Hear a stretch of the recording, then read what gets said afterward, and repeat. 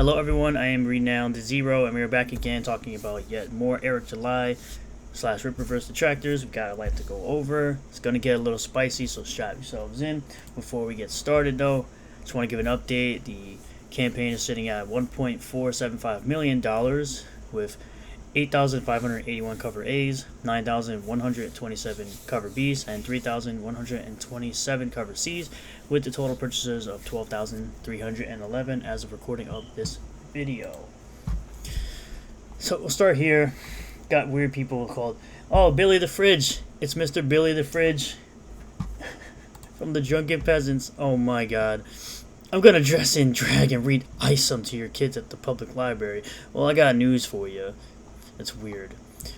And besides that, you'd be reading a great story to children that isn't going to indoctrinate them or confuse them. At least they'll understand it better. We got this weird clip. It's one of Eric July's Detractors from a while ago. He's come back. We all know ISOM number 1 was a terrible book. That's your opinion.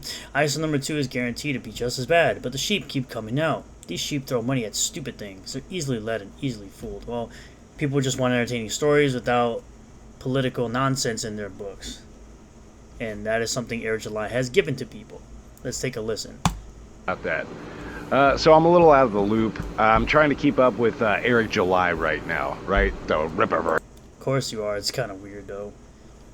I'm pretty sure you don't even read ISOM at all. You didn't read it. There's ISOM number 2. So it looks like he launched his. It's not a crowdfunder. It's not a crowdfunder, people. It's not. It isn't a crowdfunder. It literally says pre-order campaign, meaning the product is ready to go. That's literally what a pre-order campaign is. Well, it's a campaign. Yeah, totally not a crowdfunder. It's not a crowdfunder. He made enough money from the last campaign to not have to do a crowdfund. And even the first campaign wasn't a crowdfund. It was his own money that he put in to get to people to order the book. It's literally in the benchmarks. Operation Recoup Fees 2.0, meaning got back the money he put into it. Right there. It's pretty transparent, my dude.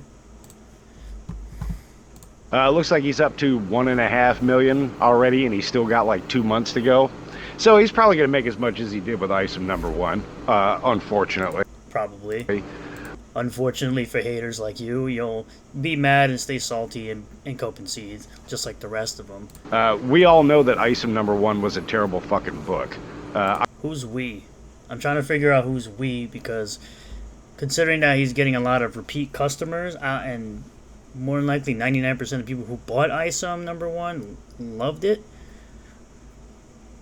Who's we? You mean detractors and people that didn't read the book? ISOM number 2 is guaranteed to be just as fucking bad. You can't guarantee that considering it's an opinion you have.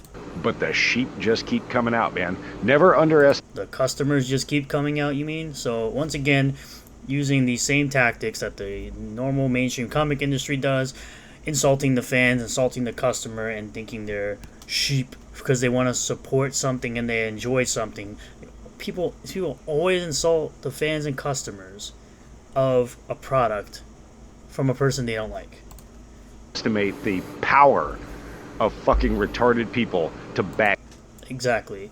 More insults. Stupid shit. I mean, we see it all the fucking time. People will just throw money at these fucking things regardless, because they're sheep. That's not what a sheep is, bro. People are sheep. They're sheep is someone who blindly supports something, like people who support things like BLM. Those are people who are blind supporters and couldn't see through the facade of what it really was. Easily led. They're easily fooled. As long as you tell them kind of what they want. It's funny that people like this tend to not understand that when people like something, they're going to keep supporting it. Here, man, they'll fucking bend over backwards. See, where people like me get into trouble is I tell people what they don't want to hear. Oh, you mean your opinion? No one cares, dude. You can have your opinion. Yep, we're the special kind, the ones that tell people what they don't want to hear. You ain't special. But I don't know, Eric July. Hey, good for you, I mean, you're staring at a wall, recording the wall while speaking. man. Good for you. You know what? I will give you this. You have managed to turn this into something that I didn't expect to see. Good for you. I don't think he actually cares what you think. You're outshining fucking Comicsgate, which I know Ethan Van Sciver is fucking furious again with. He's definitely not furious. He's been on record saying it's actually motivating him to make bigger and better stories and make more money. You, Eric. Because you're a better salesman. You're a better salesman. That's what it comes down to. Your product sucks, just like Ethan's. I guarantee you didn't read either one. But you're a better salesman. No, his word of mouth is mostly the marketing. And showing off what he has. Showing what he can create. Showing what he can get, people the talent he can hire to make the stories. So, kudos to you for that. Good for you for getting those skills. Good for you, but yet you sound salty as hell. To be able to get these dummies to fucking just give you whatever the fuck Again, just more insults. Typically what haters do. you want. See, like I said, I've got... This is the same type of shit that Dick Masterson was saying at Eric July's fans and Eric July's customers are just dummies and they don't know what good anything is. They don't know what good comics are. the opposite problem. I tell people what they don't want to hear. You tell people what they want to hear. That gets you all the praise. Right? Yes. Tell the fans and the customers what they want to hear. That he's going to listen to them and give them what they want. What a concept. Oh man. So hard to understand that. Right. So, anyway. It's just like the dummies in my comments who are always saying that my content is all about Eric July and it's the only way I get views. It's like if my viewers, who I appreciate very much for taking the time to watch my videos and subscribe and comment, if they're watching my videos and are asking me to keep on covering it, I'm going to keep on covering it because that's what my audience wants. This will be interesting to see. I want to see what ISOM number 2 gets up to. Sure, bud, and you're going to be salty about it later on. If you ever come across this detractor again, make sure to avoid misgendering him because he'll probably correct you. They. You're not a they, them, dude. You're not multiple people. You damn weirdo. I have no words for how disgusting this is. Queer people are now considering leaving Texas as the state takes their rights away. What rights did they lose? And Eric here is laughing it off. This is how bad it's gotten. We're now at a point where bigots openly celebrate us for having to leave our homes. Dude, he's not doing any of that. Coming from, the usual weirdo bio people. If he's the king of comics, why is no one outside of Comicsgate reporting it? Why have I had comic fans ask me who he is? Why isn't ISOM on sale in most comic stores in America or online retailers? Maybe because he's trying to make the most money possible and rather sell it to his own website. That's why he created his own website, to make the most money, and that he can do direct to sales to the customer rather than giving it to a comic store and them selling it for him. But he actually has done it. He actually has had his book in comic stores and they always sell out. So I don't know what you're talking about here. Chloe Hand is one of Eric July's most dedicated detractors and talks about him nearly every day. No exaggeration. Daily tweets. However, for some reason, Chloe has not said a word about Eric this past week. Highly unusual. I wonder why. Some elemental stuff, and we're going to get into some more clips. You can read the title. I'm not reading that for you. Ask me over the past 2 years why you don't mess with him. He's against the agenda. But he's still an Uncle Tom. He's still a... Oh, whoa there, buddy. By the way, don't interact and do not harass this person. Let them say what they want. Anybody that deals with racist people... Wait. But he's still an Uncle Tom. He's still a coon. Ooh, double racial slur. Wow, bud.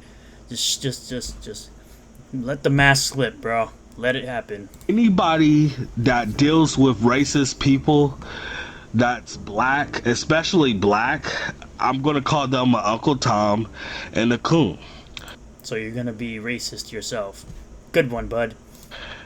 Eric July, How you have 1,500 subs amazes me. Ripper59, whatever, he's a coon, and on Uncle Tom.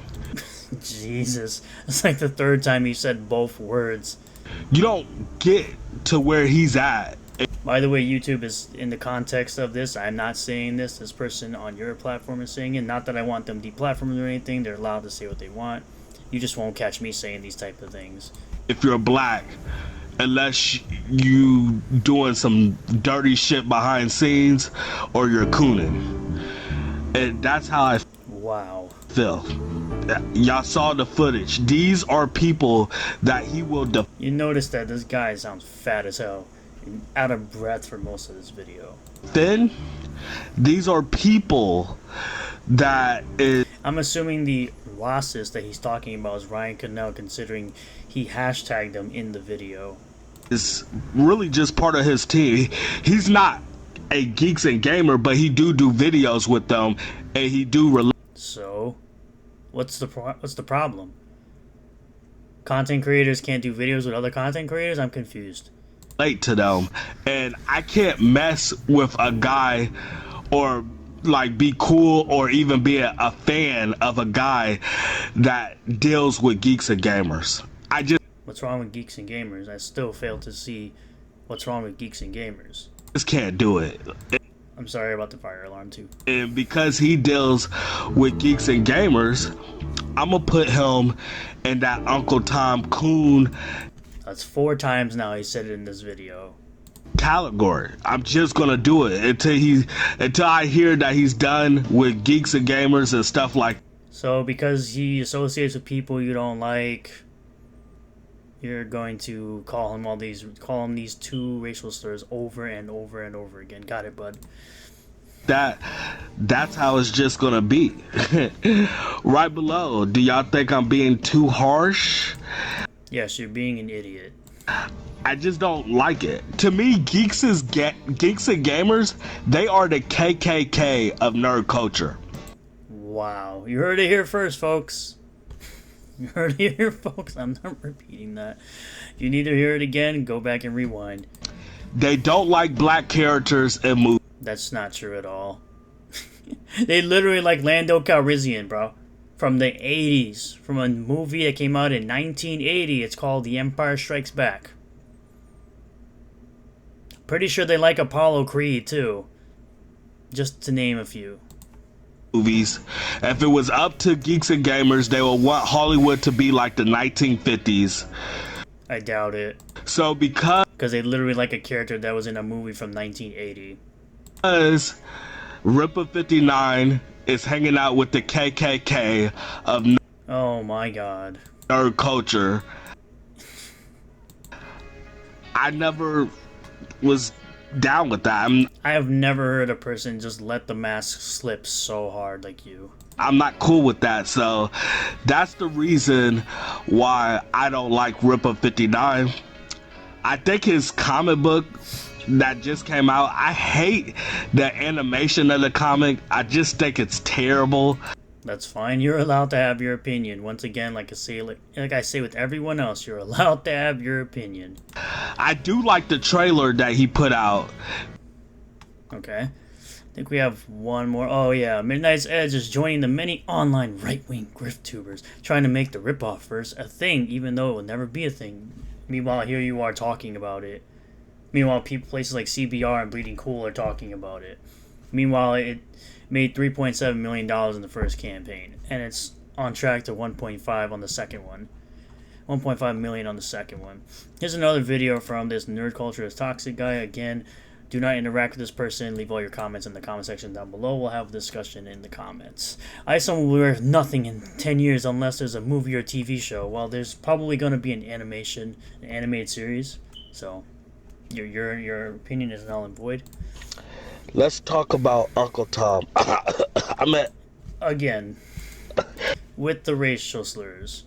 YouTube, I'm not the one saying it. It's this person here. I met Eric July. My bad. Let's talk about his ice. It's like people have to call people names in order to talk about someone. Well, I mean, I can't really say that because I call the fat guys that Drunken Peasants fat, but they're actually fat. Some comment. A few days ago, I was watching some of his stream. I didn't watch all of it because his stream was very, very boring.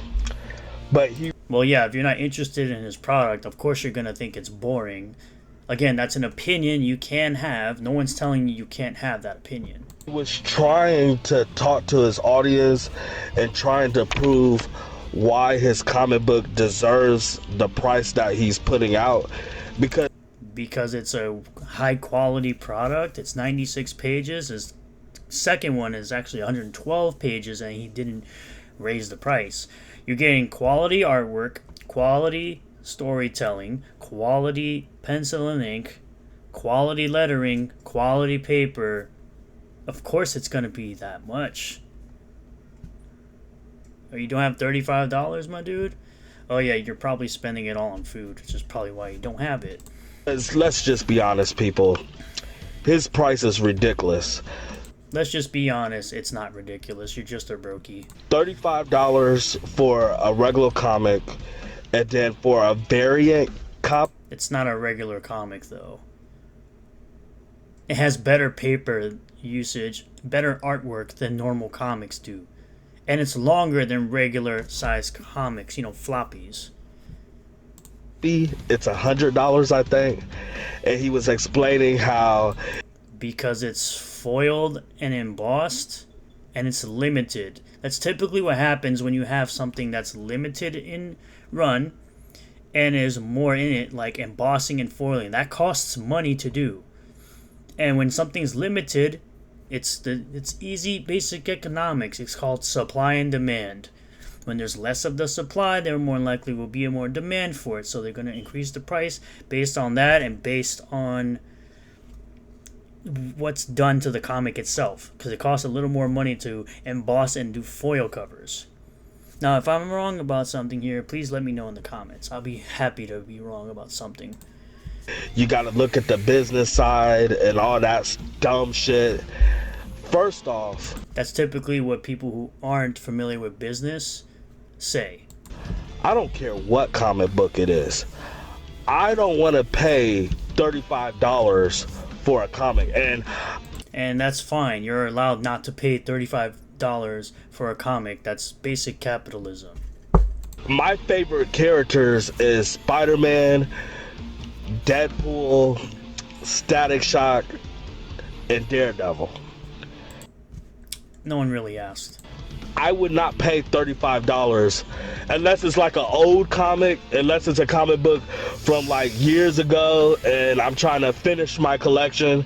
But I'm not going to pay it if the comic just came out and it's brand new and it's fresh. Again, no one is forcing you to pay $35. If you don't want to pay $35, you don't have to buy the comic. Again, no one's forcing you. That's the part he has to understand. I just don't get where he get the numbers at for his comic to be that price. He literally explains why it is as much as it is. Let's just be honest, people. The people that he has to pay, the paper used, the length of the story, printing, it all costs money. That have bought his comics, those comics are going to be worth nothing in 10 to 20 years. They're worth more money than what they originally cost now. In 10 years, they'll probably be worth a lot more, considering the trajectory of what they're worth now and the Rippaverse popularity as it is now. Just nothing. Unless there's only two ways those comics would be worth anything. If his character, ISOM, have a movie or a TV show. If the trajectory that it's going on right now keeps going the way it's going, I'm pretty sure it's gonna have both of those things. That's the only reason why these characters from Marvel, DC, and etc., that's the only reason why they're still alive. Yeah, because their comics aren't selling. Their movies are doing well. Their TV shows not so much, but they're still alive because their movies are doing well, but their comics aren't. It literally has shown that The graphic novels over the last 5 to 10 years have been outsold by ISOM. So, people were so thirsty to get ripped off by buying ISOM number 2 because people are hungry and starving for nerd content because Marvel and DC are not doing their job and giving us what we want. Hollywood needs to do its job so we're not left with this pathetic Ripperverse. Well, you just hit the nail on the head as to why people want a return to form of comics, because the current comic industry, mainstream industry, is trash. So, all their products. So until he get a movie or TV show, this comic book is going to be a waste of money for people that's buying it just to sell it in the future. You can literally sell it today and probably make 2, 3, 4, 5 times what you paid for it originally. Sorry, collectors, it's not going to be worth that much money. But right below, tell me what you think. Do you think it's insane that he is charging $35 for a comic and then charging $100 for his variant copy? You know, the variant copy that's made by a very famous artist in the comic industry. It's foiled and embossed, and it's limited in how many there are. I think it's insane. I mean, and y'all willing to buy that shit? And this just proves, excuse me, this proves that Marvel and DC are tanking. We've been proven that Marvel and DC are tanking prior to the Ripperverse launching. There are plenty of videos out there that even Eric July has that shows these type of things going on in the comic industry. That they're getting beat out by manga and anime. That the majority of sales in comics, as they say, is mostly manga. For Eric July to have like $3 million in sales or revenue or whatever. The word is revenue. This is the best time right now, if you are a creator or if you're a content creator, to make a comic, a show, a movie, whatever, because Hollywood is dying. Yeah, no shit. People have been saying that for a while now, including Eric July. People were so thirsty to get ripped off by buying. Thirsty to get ripped off for a product that's well made, well written. Yeah, okay. His comic just because people are hungry and starving for nerd content because Hollywood is not giving us what we want. It's honestly pathetic. It really yeah, is. That people will pay $35 for this comic because Marvel and DC is not doing their job. They're paying $35 for a comic because they're supporting a creator that they have faith in that will give them a great product. That's mainly why. And he seems to have delivered on said product, which is why there are repeat purchasers, repeat customers, repeat fans coming back for ISOM too. It's like these people can't comprehend, these basic concepts of respecting the customer and giving them a product that they want. I guarantee it's the most basic thing in sales, is to give the customer something they want and give them something so great that it will make them think that they want and come back for more. To you, and Marvel and DC was not so political correct, not feminizing, not putting all this gay shit in these comics, he would not have had those sales. You really don't know that. That's an opinion you have.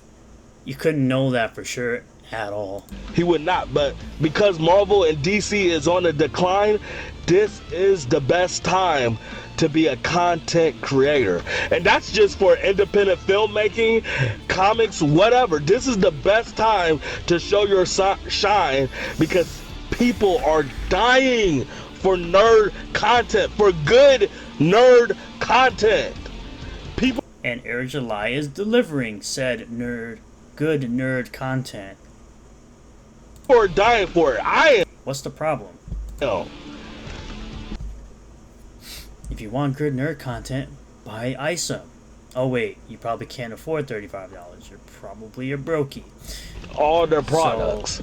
So I mean, you heard it there, folks. You heard him. You heard them all. You heard the whole explanation as to why ISOM is selling so well. We're gonna leave the video there. Thank you all for checking out this video. Really do appreciate all the new subscribers, returning subscribers, new viewers, returning viewers. If you do like this video, hit the like button. I'm gonna say it again. I apologize for the fire alarm, and I apologize. And do not interact with anyone that we've shown in this video. Keep all your comments in the comment section down below. Subscribe for more content like this. Hit the bell for notifications. Set the bell to all. That way you get notifications anytime I post a new video. And I will see you all on the next one. Peace.